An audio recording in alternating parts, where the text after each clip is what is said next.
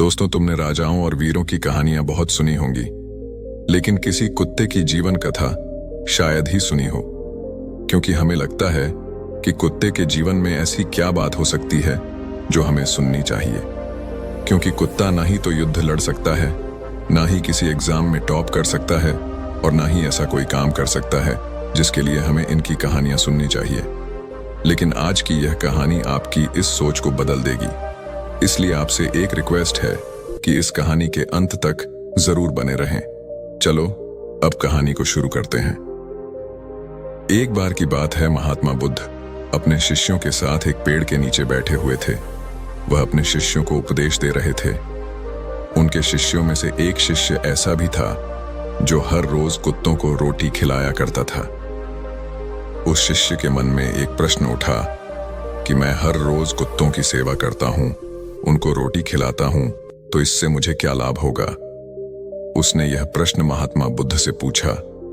इसे सुनने के बाद महात्मा बुद्ध उस शिष्य से कहते हैं कि मैं तुम्हें एक कहानी सुनाता हूं, क्या तुम सुनना चाहोगे।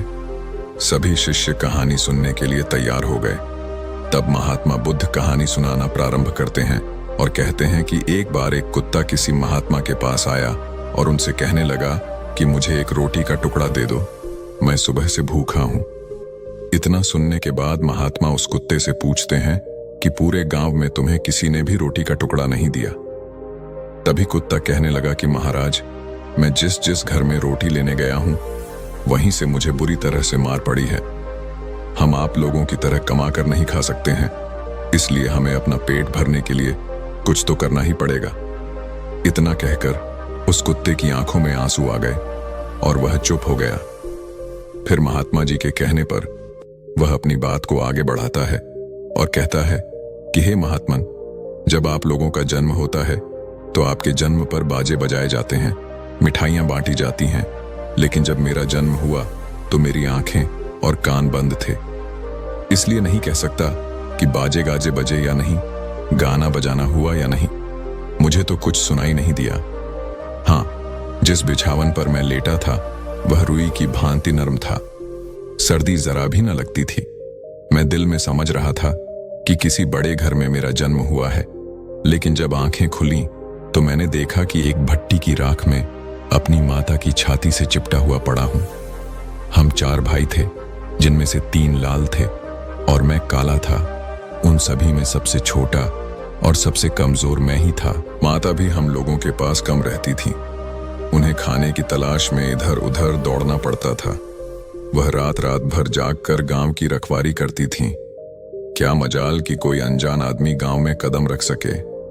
दूसरे गांव के कुत्तों को तो वह दूर से ही देखकर भगा देती थी। जब किसी खेत में कोई सांड घुसता तो उसे दूर तक भगा आती। मगर इतना सब कुछ करने पर भी कोई उन्हें खाने को न देता। बेचारी पेट की आग से जला करती थीं। उस पर हम लोगों की चिंता उन्हें और मार डालती थी। इसीलिए जब भूख सताती तो कभी कभी वह चोरी से घरों में घुस जाती और खाने की जो चीज मिल जाती लेकर निकल भागती। उन्हें देखते ही लोग मारने दौड़ते थे और घरों के द्वार बंद कर लेते थे। एक दिन बड़ी ठंड पड़ी थी। बादल छा गए और हवा चलने लगी। हमारे 2 भाई ठंड न सह सके और मर गए। हम 2 ही रह गए। माताजी बहुत रोईं, मगर क्या करती। गांव वालों को फिर भी उन पर दया न आई। आदमी इतने मतलबी और बेदर्द होते हैं, ये मैंने पहली बार देखा। एक दिन गांव में उत्सव था। एक बनिए के यहाँ ब्राह्मण भोज था। सैकड़ों आदमी जमा थे। पूरियां बन रही थीं। माताजी बार बार उधर जाती पर दुत्कार पाकर भाग आती थीं। किसी को इतनी दया न आती थी कि एक टुकड़ा भी उनकी ओर फेंक दे। एक टुकड़ा दे देने से कुछ कमी न पड़ जाती, पर यह कौन समझाए। जब सब चीजें तैयार हो गईं तो आंगन में पत्तल डाल दिए गए। लोग अपने अपने आसन पर जा बैठे और भोजन परसा जाने लगा। उसी समय माताजी वहां पहुंची। माताजी भागी नहीं, पूंछ हिलाने लगीं और वहीं बैठ गईं। वह आदमी जब किसी काम से भीतर चला गया तो माताजी भी दबे पांव दालान में जा पहुंची। उन्हें देखकर चारों तरफ से धत धत का ऐसा कोलाहल मचा कि माताजी घबरा गईं। 2-3 आदमी डंडे लेकर हमारी मां की ओर दौड़े। माताजी को अगर दालान से निकल जाने का रास्ता मिलता तो वह उधर से बाहर निकल जाती, लेकिन उधर लोग डंडे लिए खड़े थे, इसलिए माताजी बैठे हुए आदमियों के बीच से होकर मोरी के रास्ते बाहर निकल आईं। मगर तमाशा तो देखिए कि माताजी के बाहर निकलते ही भोजन करने वाले भी उठ खड़े हुए। जानते हो क्यों? माताजी के उधर से निकलने के कारण भोजन भ्रष्ट हो गया। विचार होने लगा कि क्या किया जाए। बेचारा बनिया फूट फूट कर रोने लगा। कुछ लोग कहते थे, इसमें दोष ही क्या है, कुतिया ने पत्तलों में मुंह तो डाला नहीं, छूने से क्या होता है। किंतु जो बहुत कुलीन थे, वे कुतिया का बीच से निकल जाना ही भोजन को भ्रष्ट करने के लिए काफी समझते थे। आखिर इन्हीं कुलीनों की जीत हुई और सारा भोजन गरीबों में बांट दिया गया। उस दिन माताजी ने खूब पेट भर खाया। ऐसा सुख उन्हें जीवन में कभी न मिला था, लेकिन उस बेचारी के भाग्य में सुख लिखा ही न था।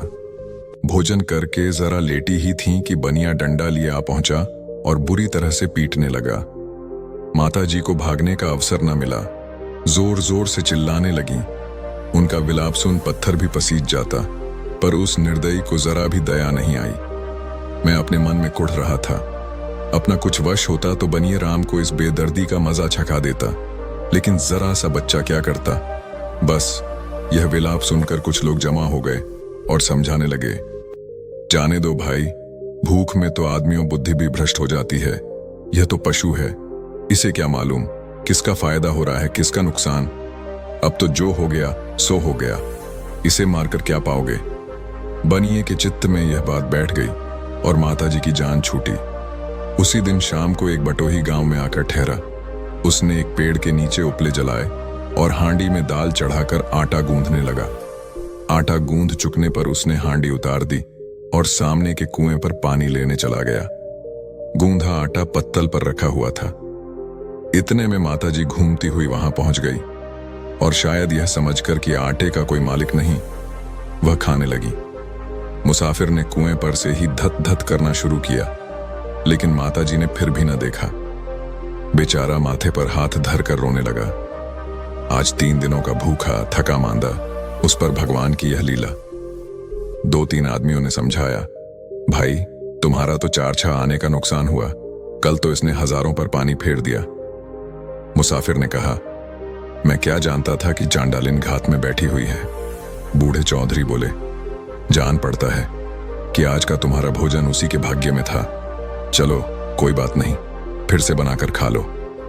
बेचारे मुसाफिर ने फिर से चौंका लगाया और भोजन बनाने लगा। चौधरी वहीं बैठे रहे। मुसाफिर ने पूछा, बाबा मैं आपकी उस कहावत का मतलब नहीं समझा, जरा समझा दीजिए।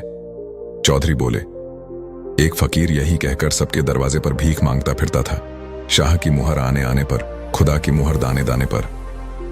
एक मनचले रईस ने उस फकीर से कहा, साईं यह बात समझ में नहीं आती, भला दानों पर कैसी मुहर। साईं ने कहा, नहीं बेटा, खुदा जिसको जो दाना देना चाहेगा उसे केवल वही पा सकता है, दूसरा हरगिज नहीं पा सकता। इसकी जब चाहो तब परीक्षा कर सकते हो। रईस ने कहा, लीजिए मैं अभी परीक्षा लेता हूं, अगर यह बात सच निकली तो मैं आपका गुलाम हो जाऊंगा। रईस ने ज्वार का एक दाना हाथ में लिया और कहा, देखिए मैं इसे अपने मुंह में डालता हूं, अगर खुदा की इस पर मुहर है तो इसे किसी और को दे दे।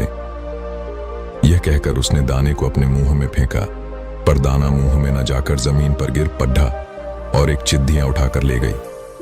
रईस भौंचक्का सा रह गया। बस आप भी याद रखिए कि न तो कोई किसी को खिलाता है और न किसी का खाता है, सबको खिलाने वाला ईश्वर है। इतना कहकर महात्मा बुद्ध कहानी को समाप्त करते हैं और अपने शिष्यों को कुत्ते को रोटी खिलाने के फायदे बताते हैं। वह कहते हैं कि कुत्ते को रोटी डालने के अनेक फायदों के अंदर अधिकतर फायदे ज्योतिष शास्त्र से जुड़े हुए हैं। कई सारे हिंदू घरों के अंदर आज भी यह परंपरा मौजूद है कि जब भी महिलाएं रोटियां बनाती हैं तो वह पहली रोटी गाय को और अंतिम रोटी कुत्तों को खिलाती हैं। इसके बाद भगवान बुद्ध कुत्ते को रोटी खिलाने का पहला फायदा बताते हुए कहते हैं कि कुत्ते को काल भैरव का रूप माना जाता है। ऐसा माना जाता है कि काले कुत्ते को रोटी डालने से काल भैरव प्रसन्न होते हैं और अकाल मौत को टाल देते हैं।